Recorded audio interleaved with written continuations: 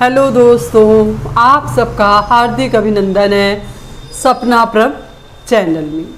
आप सबको धनतेरस की, दीपावली की बहुत बहुत बहुत शुभकामनाएं। यह त्यौहार आप सबके लिए मंगलमय हो।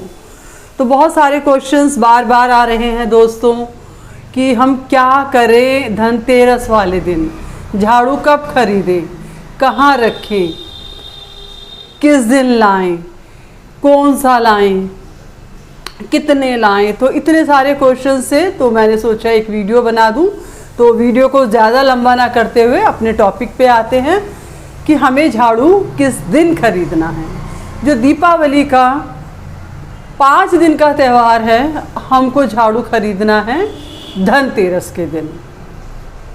झाड़ू कौन सा खरीदना है? झाड़ू खरीदना है सीक वाला, जिसको हम जैसे बाथरूम धोते हैं, आंगन धोते हैं, पानी से, पानी जहाँ भी होता है सीक वाले झाड़ू से ही धोया जाता है। तो इसीलिए हमें सीक वाला झाड़ू लेना है। आप 1 लें, 2 लें, 3 लें, ये आपकी मर्ज़ी है। इसके लिए आपको कोई डाउट नहीं रखना है। कुछ लोग पूरे साल के लिए एक साथ 5, 7, 9, 10 कितने भी झाड़ू ले लेते हैं, कोई बात नहीं, आप कैसे भी ले सकते हैं। और सीक वाले झाड़ू के साथ आप एक झाड़ू, फूल झाड़ू भी ले सकते हैं। ऐसा नहीं है कि आपको आज के दिन फूल झाड़ू नहीं खरीदना है, तो आप सीक वाला भी खरीदें और आप फूल झाड़ू भी खरीदें। लेकिन सीक वाले झाड़ू की ही इम्पोर्टेंस है आज के दिन। आपने झाड़ू खरीद लिया और कोशिश यही करें कि झाड़ू जो है घर की स्त्री खरीद के लाए, जो लेडी है वो खरीद के लाए, क्योंकि झाड़ू को लक्ष्मी का प्रतीक माना गया है। तो इसीलिए झाड़ू को आप हमेशा घर की लेडी से ही मंगवाएं। अक्सर आपने घर में सुना होगा, हमारी मम्मी, दादी, नानी हमेशा हमें पहले भी कहा करती थी और आज हम भी अपने बच्चों को कहते हैं कि झाड़ू पे पैर मत रखो, झाड़ू को क्रॉस मत करो, यानी कि झाड़ू को लांघो मत, झाड़ू से किसी जानवर को मत मारो।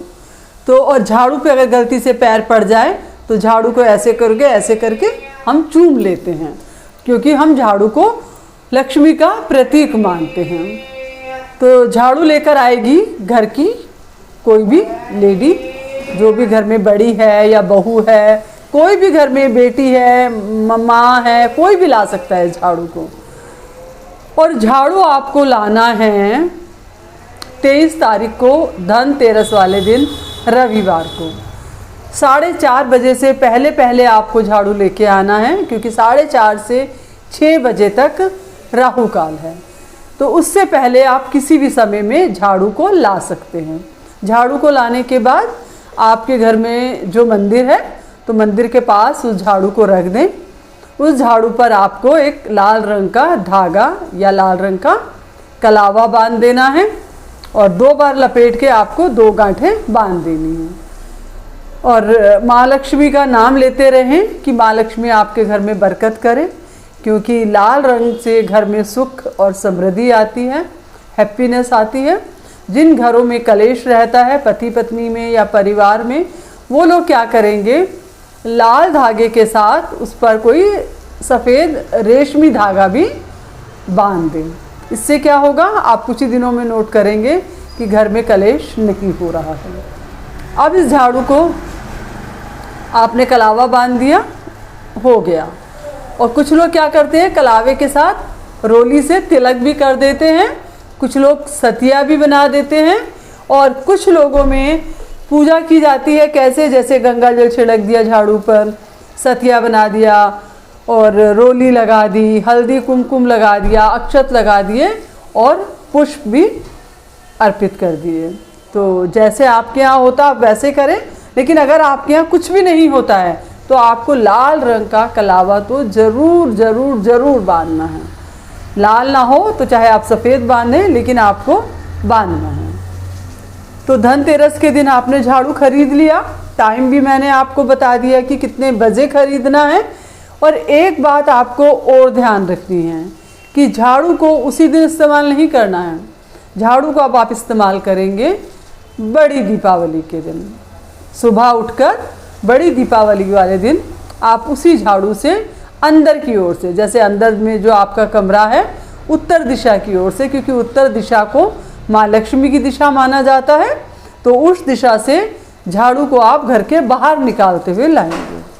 कभी भी झाड़ू को उल्टा नहीं लगाना है कि बाहर लगा दिया, पहले आंगन में, फिर अंदर कमरे में, फिर कमरे में, नहीं।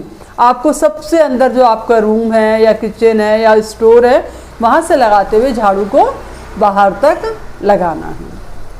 और झाड़ू को हमेशा आप कोशिश करें कि आप छिपा कर रखें, झाड़ू किसी की नज़रों में कभी भी ना आए। झाड़ू को छत पर और आंगन में नहीं रखना चाहिए, क्योंकि ये अच्छा नहीं माना जाता है।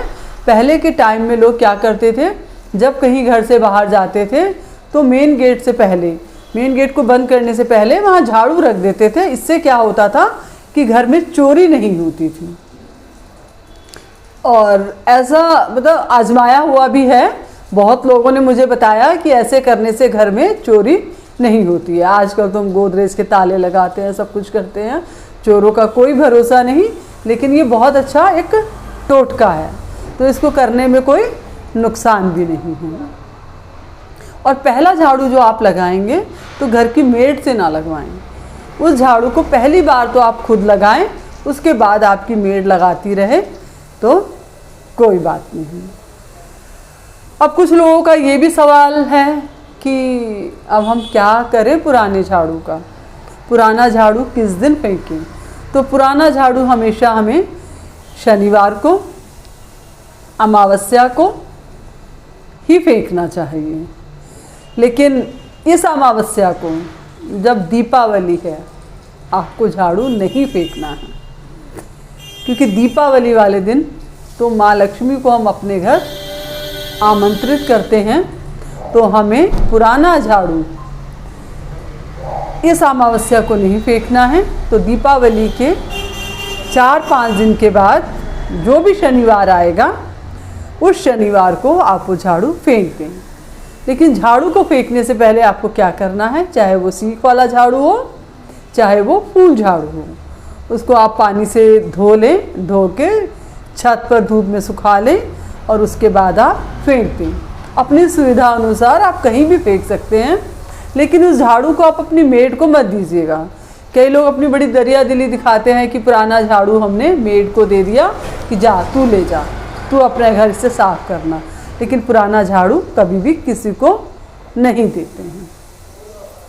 और दूसरी बात, हमेशा याद रखना कि झाड़ू हमेशा कृष्ण पक्ष में ही खरीदा जाता है।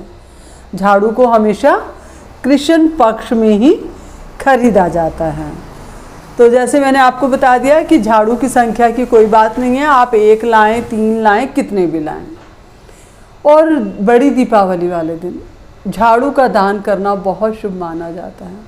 आपका कोई कार्य नहीं हो रहा, आपके बच्चे की शादी नहीं हो रही, आपको जॉब नहीं मिल रही, आपका बिजनेस नहीं चल रहा, आपके बच्चे का, आपकी बच्ची का विवाह नहीं हो रहा, आपके घर से बीमारियां नहीं जा रही, तो कुछ भी है, आप एक झाड़ू लें, चाहे वो आप सीख वाला लें, चाहे फूल झाड़ू लें।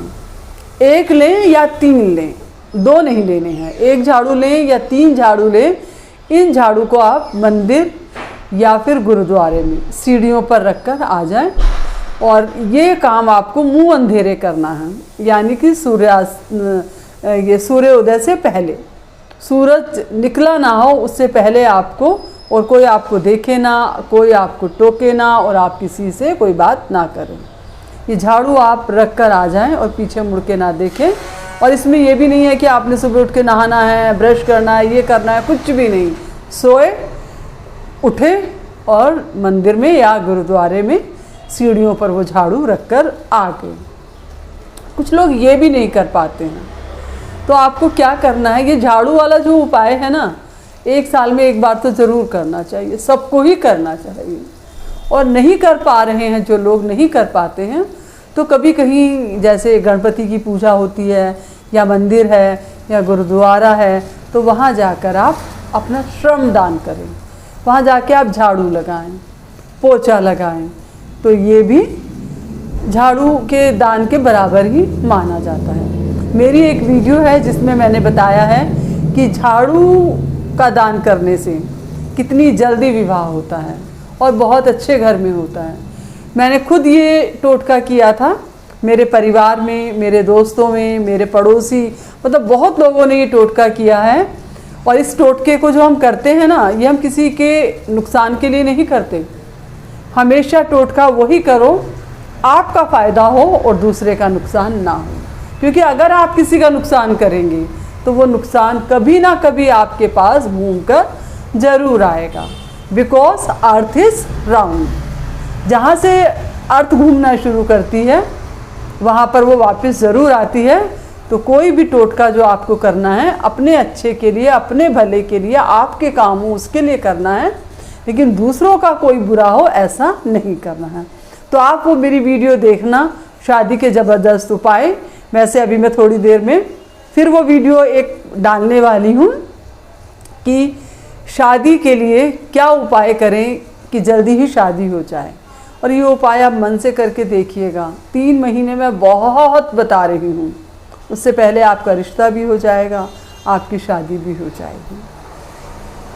तो इन सब उपाय को जो आपको करना है बहुत मन से करना है, और अपने झाड़ू को, अपनी मेड को आपको बिल्कुल भी नहीं देना है।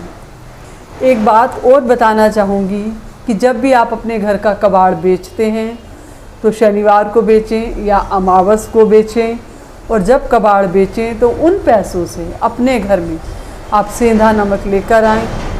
पूरा परिवार उस सेंधा नमक को खाएगा और आप देखिए आपके घर में लक्ष्मी भी आएगी, आप सब स्वस्थ भी रहेंगे और बरकत भी होगी। तो इस वीडियो को आप ज़्यादा से ज़्यादा शेयर करना, जिससे कि दूसरे लोग भी इसका फ़ायदा उठा सकें। कहते हैं ना, कर भला सो हो भला, तो करके देख लें। आप दूसरों का भला सोचेंगे तो भगवान आपका भला ज़रूर सोचेगा। तो थोड़ी देर बाद फिर मिलते हैं एक नई वीडियो के साथ। Bye bye.